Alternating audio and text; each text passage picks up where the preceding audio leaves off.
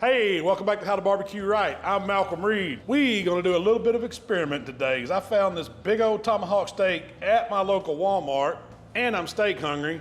So I'm gonna see if I can cook it on a pellet grill. Is it gonna be worth eating?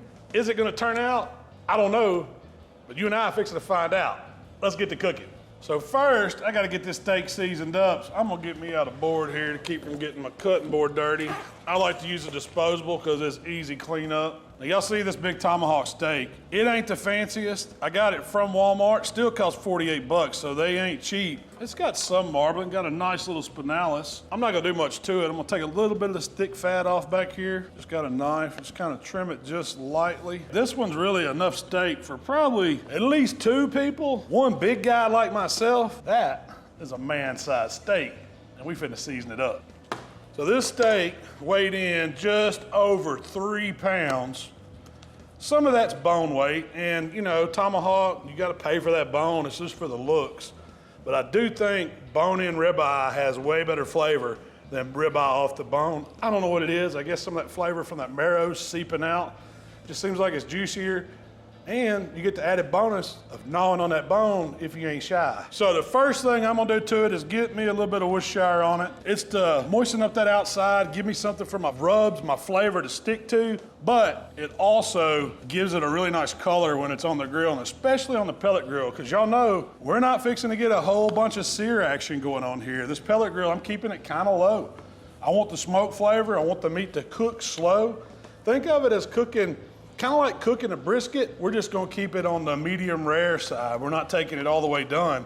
So I want a nice crust on the outside, but I know that I'm not gonna get that sear action. Now the first thing I'm putting on it is some of this Willingham's original Wham seasoning. Now y'all probably never seen this. John Willingham was a famous barbecue pit master back in the day. He won Memphis in May more than any times I know. His stuff has been around for a long time. I grew up using it. You can find it in the Memphis area. You can probably find it online too. But I'm gonna get a good dose of this Willingham's on top. And if you think of it as like a Worcestershire rub, it automatically starts melting when it hits that meat. And just look at that color it puts on it. It's not super salty. It goes excellent on beef. Now the combination of putting a little bit of a Worcestershire sauce for a binder, using a little bit of this Worcestershire-inspired Wham seasoning, we've got a good-looking steak already. But I need a little garlic, I need a little salt and pepper on it. So then I'm gonna hit it with some of my AP. You could use whatever seasoning you want. You don't have to go super heavy. I just really want those garlic notes, salt and pepper. I want a crunch factor. I want that crust on it, so I'm using a coarse ground seasoning. You could use any coarse ground steak seasoning that you like. I've got my steak rub, so use a steak seasoning that's got a lot of coarse salt, coarse pepper, coarse herbs in it. Look at that crust it's gonna have. Now, that's it for the seasoning. I'm just gonna let the steak sit here and hang out on the cutting board. I'm gonna fire up my pellet grill. And today I'm using my Grilla Silverback. I'm gonna bring it up to temperature about 250 degrees and keep it to where we have some smoke, but we got good heat. I'm using just a signature blend of pellets. We're gonna let that grill come up to temp. This dude's gonna sit here about 30 minutes. Then we're going on the pit. So the Silverback is sitting on 250. We've been going about 30 minutes is all it took to warm up. I'm ready to put this big steak right center mass. And before I close the smoker lid, I want to get a probe in it. So I'm just using my dot probe here. I want to be center of the loin. So just kind of use your fingers as a guide where you want it to go. And then go down about halfway into the center of that loin. So give me an accurate reading. I got my probe in the meat. All I got to do is watch this dial. It's set at 120 degrees. I don't want it to go over medium rare. That's how I like to eat my ribeyes. And I think you ruin a big old steak like this if you cook it further. But that's your prerogative. You want to take it up higher, just bump your dial up a little bit.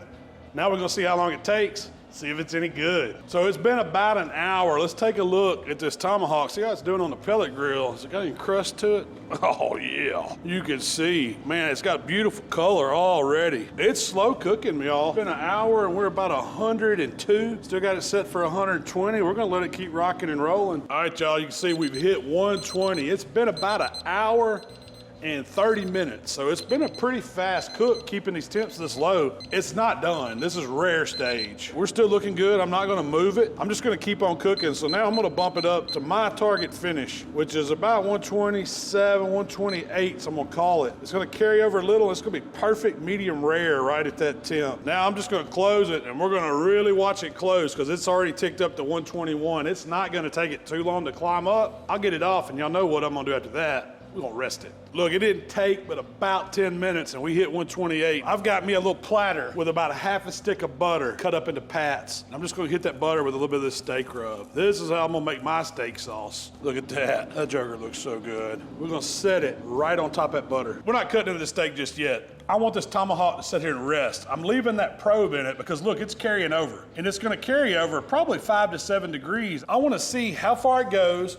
and then as it drops back down, that's when it's gonna tell me it's time to eat, y'all. We're gonna try it. So far, pellet grill tomahawk doesn't look too bad. I wanna know how it tastes though. Now, I don't know if you can tell, but we're sitting at 131. That's where it fell back to. So it went to 133.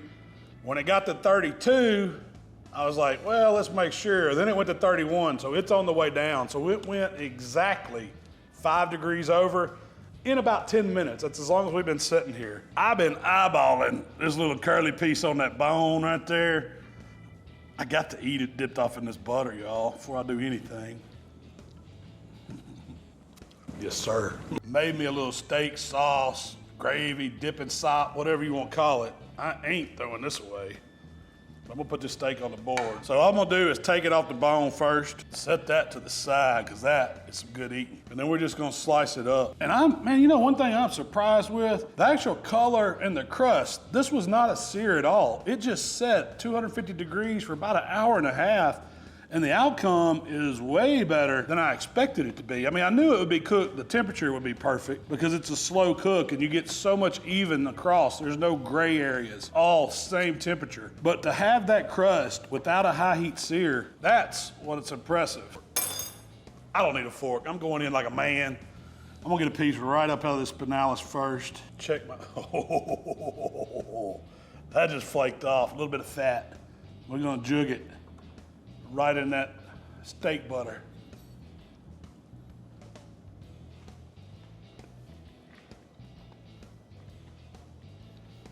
Son, that right there is delicious. For a cheap cut of tomahawk, which I don't know if you call $48 cheap, it ain't too cheap in my book, but that is a fantastic steak.